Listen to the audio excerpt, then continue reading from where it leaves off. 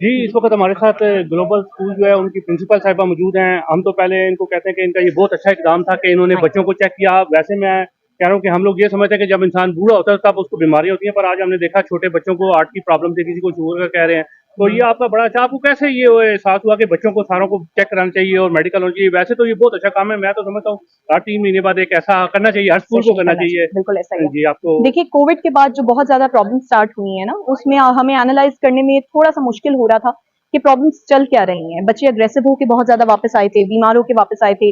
जो एकेडमिक्स में बहुत फिट थे, वो अनफिट बच्चे हमारे पास वापस आए। एकेडमिकली बच्चे डाउन हो रहे थे। तो I wanted to look after the root cause. उसमें फिर हमें ये नज़र आया, कोविड के बाद हमारे बच्चों की रूटीन डिस्टर्ब हो गई है। The major root cause is also their diet. घर रह के बच्चों ने जितनी डाइट ली है, उसके माँ सिवा उन्होंने उस डाइट को उतना कंज्यूम नहीं किया। They kept lying in their beds और वो एक रीजन है। हमें लगता नहीं है, बहुत छोटी सी बात है कि बच्चा डाइट क्या ले रहा है। सुबह हमारा बच्चा एक डोनट लेके जा रहा है बेकरी से, बहुत हैवी 150 250 का एक डोनट, या हम पिज्जा बच्चों को भेज रहे हैं स्कूल में।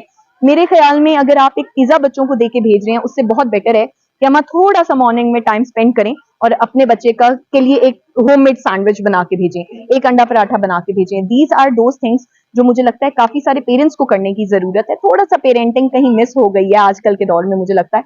जैसे ही हम अपने बच्चों को सिर्फ इन दो चीजों पे, एक उनकी रूटीन पे, सेकेंडली उनकी डाइट पे, और थोड़ा सा पेरेंट्स अगर अपने बच्चों के साथ इन्वॉल्वमेंट ज्यादा बढ़ा देंगे, तो ना ही आपके बच्चे बीमार होते हैं, ना ही आपके बच्चे मैनरलेस होते हैं, ना ही वो इनडिसिप्लिन होते हैं। और स्कूल्स में एकेडमिकली फिट होना, ऐसे बच्चों का हमने देखा है बहुत ज्यादा रेशो है उन बच्चों की जिनके पेरेंट्स हमारे साथ काफी कोऑपरेट करते हैं और वो बच्चे मेंटली और फिजिकली फिट होते हैं। अच्छा, इसमें ज़्यादा रोल माँ का नहीं होता? क्योंकि वो आजकल माएँ कहती हैं ये आप पेमेंट ले लें और जाएँ, आप कुछ बर्गर ले लेना, कुछ ले लेना, कौन पराठा बनाए, कौन अंडा हाँ, बनाए। देखिए वालदेन का ओवरऑल रोल होता है। कुछ ऐसी जगह हैं जहां पे हमने देखा हुआ है कि बच्चे बहुत ज्यादा अच्छे हैं, मदर्स बहुत ज्यादा एफर्ट्स पुट इन कर रही हैं, लेकिन उनके फादर्स उन्हीं के लिए अर्न करते हुए एट द सेम टाइम उनको इतना टाइम नहीं दे पा रहे कि बच्चे साइकोलॉजिकली अनफिट हो रहे हैं। That is also we have students जिनको हम मिले और हमने पूछा, बेटे व्हाई इज इट सो, ऐसा मसला क्यों है आपके साथ?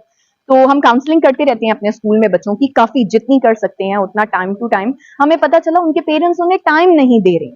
तो this is the major cause. आप अपने बच्चों को गैजेट्स में बिठाने से बहुत बेटर है उन्हें टाइम दें, रादर देन कि हम अपनी जो भी हमारी गैदरिंग्स हैं उनमें हम बच्चों को गैजेट्स दे के बिठा दें और सारे हमें कहें हमारा बच्चा बहुत डिसिप्लिन्ड है, बहुत वेल मैनर्ड है। उससे बहुत बेटर है कि आप बच्चे को खेलने दें। कोई बात नहीं, बच्चे कभी कभी शोर भी करते हैं, बच्चे are meant to be notorious. वो शरारत करेंगे, let them do it, it is their age, उन्हें खेलने दें, उन्हें वैसे खेलने दें। मैडम आप ये नहीं समझती कि इसको भी लॉ का हिस्सा बना दीजिए कि 6 महीने बाद कम से कम बच्चों को हर स्कूल एक दफ़ा चेक कराए, तो ये बेहतरी नहीं होगी? मेरे वैसे ख्याल में आपका तो ये जरूरी है। इकदाम बगैर उसके बहुत अच्छा है कि आपने स्कूल में हाँ, ये अच्छा कैंप लगाया और काफ़ी सारी टीम आई है बहुत हाँ, बड़ी। अगर ये हमारे कैमरामैन साहब दिखा सकें तो काफ़ी डॉक्टरों की टीम है जो जी मुख्तलिफ चेकअप कर रही हैं। ऐसा ही है जी। ऐसा है कि हम नॉट ओनली दिस ईयर, हम पिछले 3 साल से, स्पेशली कोविड के बाद से काफी एक्टिव हो गए थे। बच्चों की यहाँ पे अलशफा से भी आते हैं लोग, आई चेकअप के लिए भी बच्चों के आते हैं। हमने डेंटिस्ट की एक्टिविटीज करवाई थी, डॉक्टर्स से यहाँ पे डेंटिस्ट आए थे, हमने बच्चों की टीथ चेकअप करवाए थे और वो पूरा 6 मंथ का सेशन चला था जो उन्होंने सेशन 1 से स्टार्ट किया।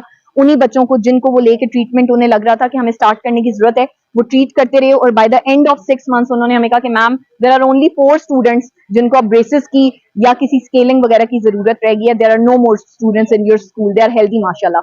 अभी हम लोगों ने सोचा, हमें पता चला कि 3 क्लास का बच्चा डायबिटिक है, 4 क्लास के बच्चे हैं जिनके हार्ट में स्टंट्स डले हुए हैं, 5th 6th के इनमें बच्चे हैं। साइकोलॉजी प्रॉब्लम भी हो सकती है कभी? साइकोलॉजिकल प्रॉब्लम तो डेफिनेटली देखिए बच्चे में होती है। उसकी बॉडी में न्यूट्रिशन अभी इतने पूरे हैं नहीं है, वो इतना अभी फिजिकली एक्टिव है नहीं, और आप बच्चे को मेडिसिन पे लगा रहे हैं, तो डेफिनेटली उसका कहीं ना कहीं साइड इफेक्ट तो होता है बच्चों को। उनकी हमें हेल्थ का केयर करने की जरूरत है। मुझे लगता है उन पेरेंट्स के लिए इन स्पेसिफिक जिनके बच्चे ग्रेड 3 में, 4 में, 5th में, 6th में बीमार हो रहे हैं, आप उनको साइकोलॉजिकली फिट रखने के लिए किसी ना किसी साइकेट्रिस्ट को, चाइल्ड स्पेशलिस्ट को लाजमी चेक करवाइए। साइड बाय साइड उसका ट्रीटमेंट करते रहें। लेकिन मेडिसिन के साइड इफेक्ट बच्चों पे ऐसे होते हैं कि वो एकेडमिक्स में अनफिट हो जाते हैं, बात करना छोड़ देते हैं। हमारे पास एक नर्सरी के बच्ची हैं, वो बोलती नहीं है। आजकल हम उनके पीछे लगे हुए हैं कि why does she not speak. उनकी एज में बच्चे बोलते हैं, खेलते हैं, व्हाई शी नॉट। सिर्फ हैबिट नहीं हो सकती कि बच्चा 20 बच्चों के दरमियान भी नहीं बोल रहा। बच्चों को बोलना चाहिए, लाजमी उनकी एज है, उन्हें खेलना भी चाहिए। They should do everything they have to do वो एट देयर एज। प्रेशर का शिकार है, आप क्या समझती हैं कि कोई फैमिली प्रेशर है जिसकी वजह से वो नहीं घबराई हुई है, माशाल्लाह, या वो नहीं नहीं, उनकी फैमिली में माशाल्लाह ऐसा कोई प्रेशर नहीं है, बस मुझे ऐसा लगता है कि शायद पेरेंट्स का टाइम कम है, जी, क्योंकि हमने जितना बच्चे से बात की है वहां पे एनसीबीज हैं उनके घर पे काम वाले भी हैं, उनको पिक करने भी अगर उनके ड्राइवर आते हैं, और फिर उनको खाना भी जाके घर पे उनके एनसीबीज देते हैं। मुझे लगता है कि शायद अच्छा उसको उनके मेडिकल पेरेंट में की एक टाइम ये की भी जरूरत अच्छा है। नहीं है कि मेडिकल के हिसाब से कि बच्चों को वालिदैन का टाइम भी बहुत जरूरी है, ये भी एक बहुत सबसे पहली चीज ये है कि वालिदैन का टाइम जरूरी है। आपके और हमारे टाइम पे या मेरे टाइम पे भी हमें याद है कि हमें कितनी एंटीबायोटिक्स पे हमारी मदर्स ने लगाया था। कोई घरेलू टोटके होते थे, कोई बरतंग होती थी, कोई सौंठ का कावा होता था, कोई सौंफ होती थी, हमें पेट में दर्द है जी सौंफ चबा लें, इट्स ऑल राइट, नहीं है अजवाइन का कहवा पिला दें। आजकल इनके वो साइड चीजें इफेक्ट कोई नहीं है। वो चीजें पीछे रह गई हैं, मुझे लगता है काफी पीछे रह गई। इनके साइड इफेक्ट्स नहीं है, होने चाहिए। मदर्स को लाजमी आपके किचन में काफी सारी ऐसी चीजें मौजूद हैं जो आपके बच्चे के पेट के दर्द को खत्म कर सकती हैं, उसके गैस के इश्यूज को खत्म कर सकती हैं, देन व्हाई नॉट। सिर्फ बच्चों को सुबह आप उठ के बता दें कि आपने you have to take a glass of water घर से निकलने से पहले, तो सुबह सबसे पहले तो वाटर इनटेक उनका करवाएं ना, ये तो आप करवा के दिन उनका शुरू करवा सकते जी हैं। दैट बिल्कुल इज सो। नाज़रीन, आपको बताएं कि ग्लोबल स्कूल की जो प्रिंसिपल साहिबा हैं उन्होंने आपको आधी मेडिकल की बातें बता दी है कि अल्लाह सिर्फ आप इनको केयर करें बच्चों की, तो उससे इनके बहुत से जो है मसाइल, बच्चों का ज़हनी नशोनुमा और बाकी जो है वो फिटनेस हो सकती है। जी बहुत जी, शुक्रिया, थैंक यू। Thank you.